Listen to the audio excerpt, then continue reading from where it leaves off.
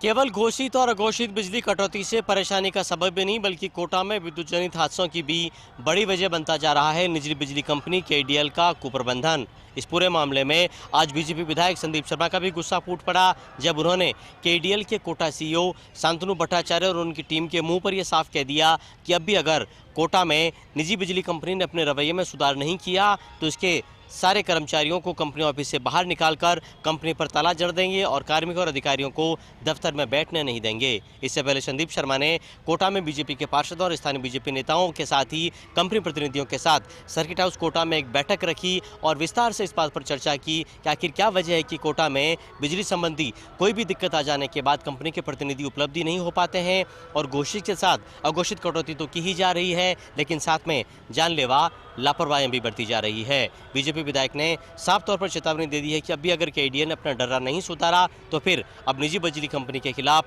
Are पार की जंग होगी। लेकिन इस बैठक के बाद भी हैरानी की बात यह रही कि निजी बिजली कंपनी ने बजाय अपने रवैये में किसी भी तरह के सुधार का संकेत देने के ये कहकर अपना पल्ला झाड़ लिया कि कोटा में जो भी विद्युत जनित हादसे हो रहे हैं और करंट लगने से मौतें हो रही है उसके लिए केडीएल नहीं बल्कि यहाँ चल रहे नगर विकास न्यास कोटा के विकास कार्य जिम्मेदार हैं।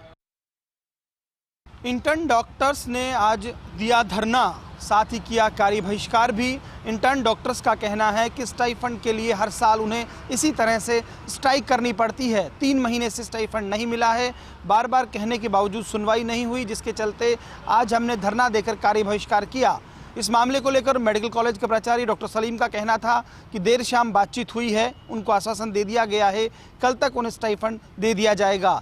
कुल मिलाकर इंटर्न डॉक्टर्स का ये भी आरोप है कि अपने स्टाइफंड के लिए उन्हें बार बार बाबू चक्कर कटवाते हैं और उनका काम भी प्रभावित होता है। ऐसे में इसकी एक सही व्यवस्था बनाने की मांग भी इंटर्न डॉक्टर्स लगातार कर रहे हैं। गौरतलब है कि हर वर्ष इंटर्न डॉक्टर्स को स्टाइफंड को लेकर कहीं ना कहीं इसी तरह की स्ट्राइक करनी पड़ती है। सरकार को इस मामले में निश्चित तौर पर एक गाइडलाइन बनानी चाहिए।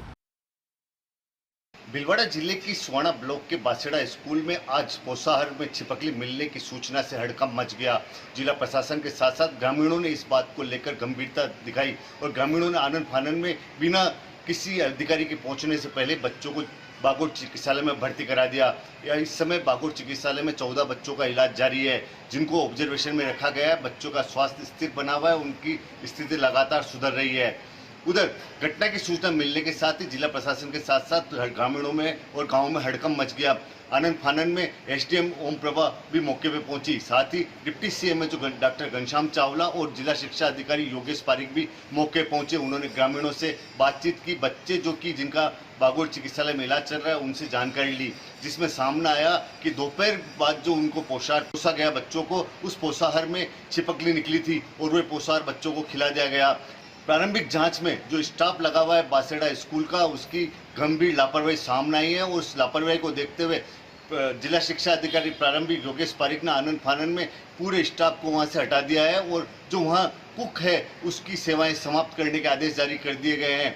ये तो अच्छा रहा कि बच्चों ने पोषाहार खाने के बाद में घर जाते अपने परिजनों को पूरी हालात की जानकारी दी और परिजनों ने सक्रियता दिखाते हुए बच्चों को चिकित्सालय में भर्ती करा दिया।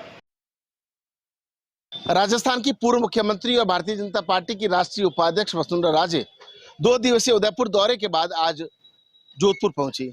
इस दौरान सांसद पीपी चौधरी, रामचरण बोहरा के अलावा राज्यसभा सदस्य राजेंद्र गहलोत, पूर्व राज्यसभा सदस्य रामनारायण डूडी के अलावा भारतीय जनता पार्टी के पूर्व प्रदेश अध्यक्ष अशोक परनामी, पूर्व मंत्री यूनुस खान, अर्जुन मेघवाल, कमसा मेघवाल के अलावा पूर्व विधायक संजना आंगरी के साथ साथ विधायक सूर्यकांता व्यास के अलावा कई भारतीय जनता पार्टी के नेताओं ने इस कार्यक्रम में शिरकत की।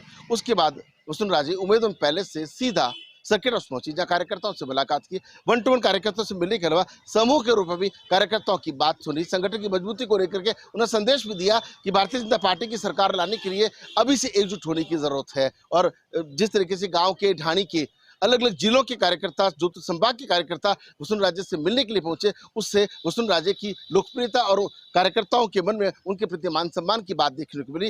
वसुंधरा राजे ने सबसे एक ही बात कही कि कार्यकर्ता ही उनकी सबसे बड़ी ताकत है। इसके बाद वसुंधरा राजे भारतीय जनता पार्टी के नेता के बिश्नोई के निवास पर पहुंची, जहां उनके भतीजे के विवाह के अवसर पर शुभकामनाएं दी और कुछ समय उनके परिवारजनों के साथ बिताया। वसुंधरा राजे का आज रात को जोधपुर में ही रुकने का कार्यक्रम है। कल वसुंधरा राजे का जयपुर जाने का कार्यक्रम है।